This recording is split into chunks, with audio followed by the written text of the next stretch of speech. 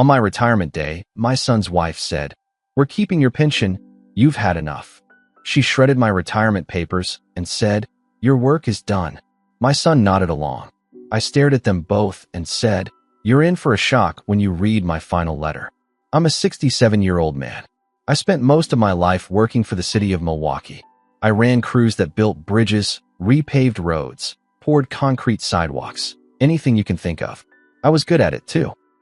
Never got rich, but I paid off my house, raised my son, and kept food on the table. My wife, Nancy, passed 5 years ago. Cancer. It tore me up. But I kept going because I had my son, Derek. He was all I had left.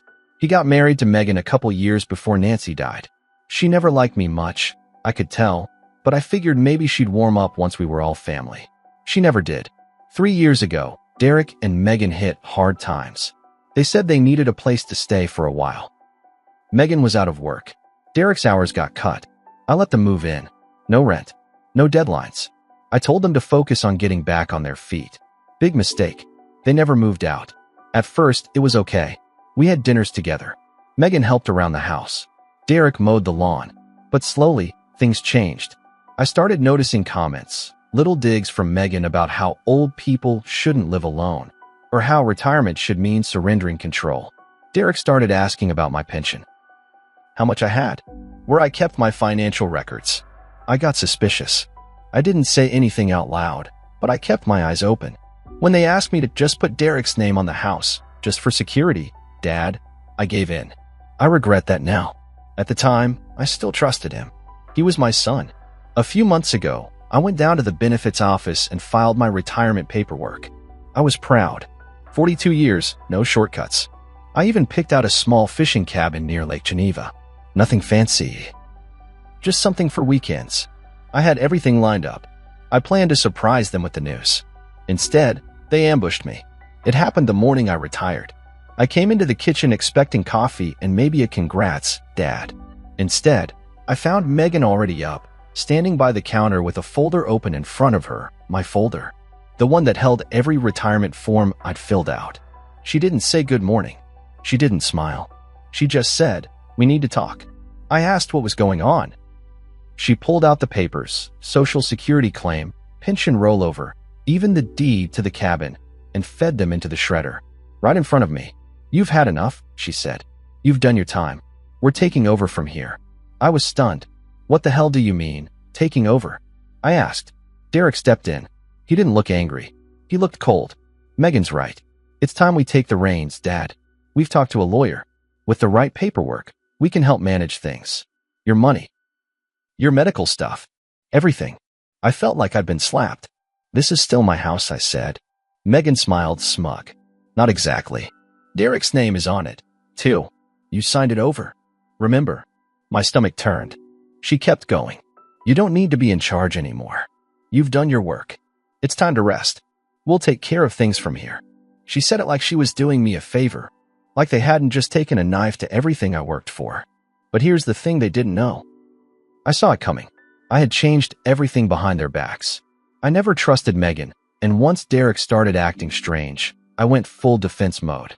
First, I removed Derek's name from the house using a legal clause my lawyer found, since I could prove undue pressure and mental manipulation when I added him. I rewrote my will, and I moved my pension and bank accounts into a trust controlled by me and a lawyer I trusted. I even sold the fishing cabin quietly and had the funds transferred out of state. And I wrote a final letter, a legal one, meant to be opened if anything ever happened to me. It laid out everything, what they tried to do, the signs of abuse, my wishes. So I stared at both of them. "You're in for a shock when you read my final letter," I said. Megan laughed like I was senile. "What letter?" "You'll find out." I grabbed my keys, walked out the front door, and drove straight to my lawyer's office. What I did next? That's when the real revenge began. I sat in my lawyer's office for over 2 hours that day. His name's Barry Lerner. Mid-50s, tough, no-nonsense guy. Old family friend of a guy I used to work with in the city's concrete division. Barry knew everything. I had started telling him the whole story about a year ago when Megan and Derek's behavior started changing. Thank God I did. "Time to move, Walt," Barry asked, sliding a folder across his desk. I opened it. Inside was everything we had planned. Document showing I revoked the power of attorney they tried to sneak through last fall, full control of my pension in a separate trust, and a notarized record removing Derek's name from my property deed. All legally filed and sealed weeks ago. Do it, I said. Barry nodded. We'll serve them Monday morning. But I wasn't done yet. Over the next few days, I made moves. First, I got a lockbox at a local bank. Then I rented a small apartment about 20 minutes away in Wauwatosa. It wasn't fancy, but it was quiet, clean, and mine. I moved some of my things there, slowly, bit by bit. I also installed cameras in my house. Ones they didn't know about. Motion triggered. Discreet. I had a hunch I'd need evidence. And I was right. By Friday, Megan had started going through my drawers. I caught her on camera digging through my closet, opening my desk drawers, and even looking under the mattress. She was searching for anything I might be hiding it. Bank info, legal documents, passwords. She even took my checkbook. Then, one night, I came home from a short grocery trip to find her in my bedroom with my laptop. She didn't even look guilty. I was checking your email, she said. You might have missed something important. I didn't yell. I didn't throw her out. I just said, you done? She smirked, got up, and walked out like nothing happened.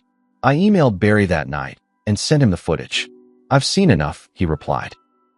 We'll file for elder financial abuse. Time to let the law in. But before we did that, I decided to give Derek one more chance. Just him. I took him out to a diner in West Allis, one we used to go to when he was a teenager. We sat in a booth by the window.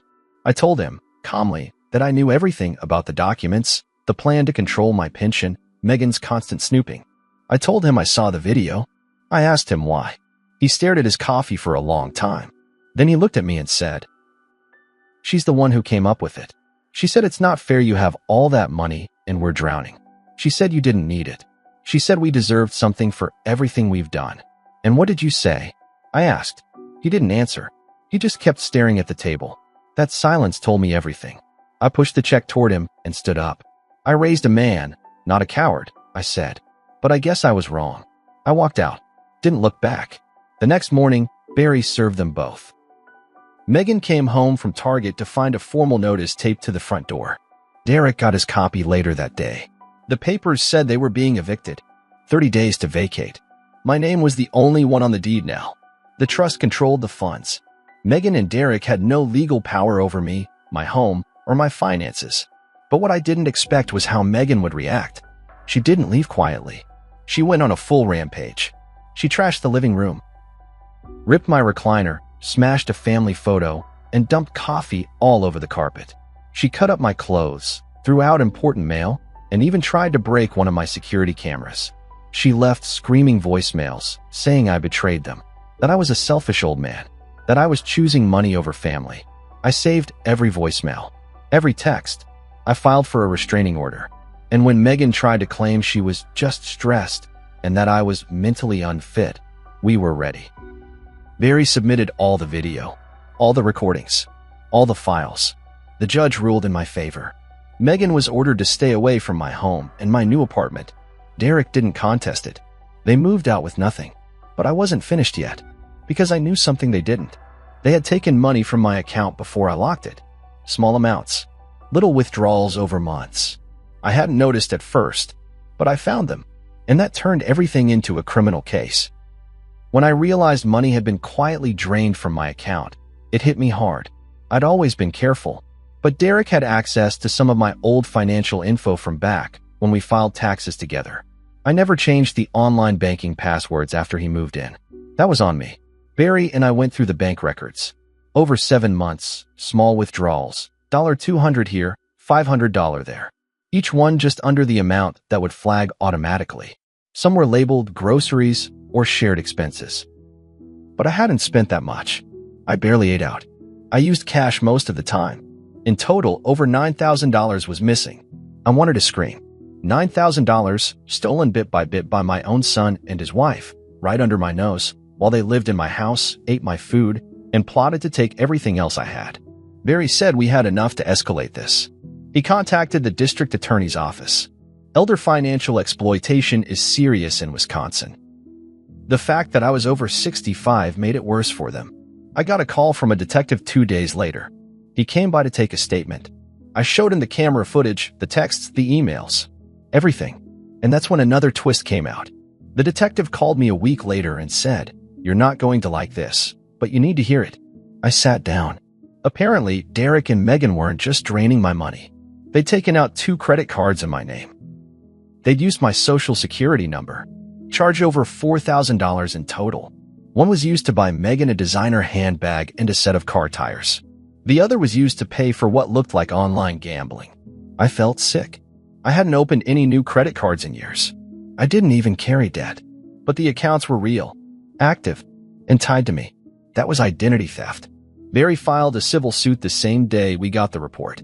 The detective moved the case to the fraud division. It was more than just betrayal now. It was crime. Derek tried to call me. I didn't answer. Then came the final blow. One night, I got a visit. It was my neighbor, Paul. He's in his 70s, lives across the street, always keeps an eye on things. He said he saw Derek come by during the day while I was out. He tried to get into the house. He walked around the back, tried the basement door, and when he couldn't get in, he left, but not before yelling into the air, "This is all mine anyway." Paul said he recorded it, just in case. Sent me the video. I handed that over to the detective too. 3 days later, a warrant was issued, not just for the identity theft and fraud, but also for attempted unlawful entry and destruction of property. I didn't even know what to feel anymore. This was my son, my only son. I raised him. I fed him. I worked double shifts to pay for his braces and Little League gear. I paid for his damn community college tuition when he flunked out of university. And now? Now I had to press charges just to keep him from taking more. Megan went into hiding. She deactivated her social media. Last I heard, she ran back to her sister's place in Racine. Derek? He turned himself in a week later, probably on the advice of a public defender. He was out on bond, but the DA said the case was solid. I was told to prepare for trial. But even with all this happening, I couldn't shake the anger. Not just at them, but at myself. For letting it happen. For ignoring the signs. For being so damn blind. I thought about dropping everything. Just walking away.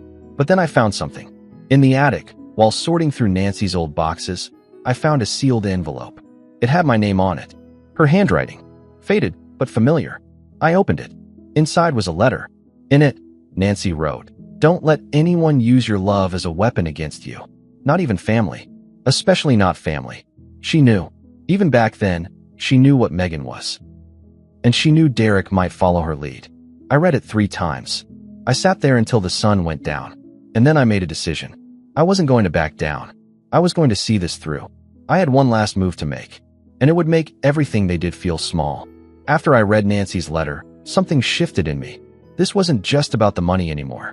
Or the house. Or even the betrayal. It was about respect. About taking back what they tried to steal. Not just my pension, but my dignity. My peace. My name. So I made one last move. I sold the house.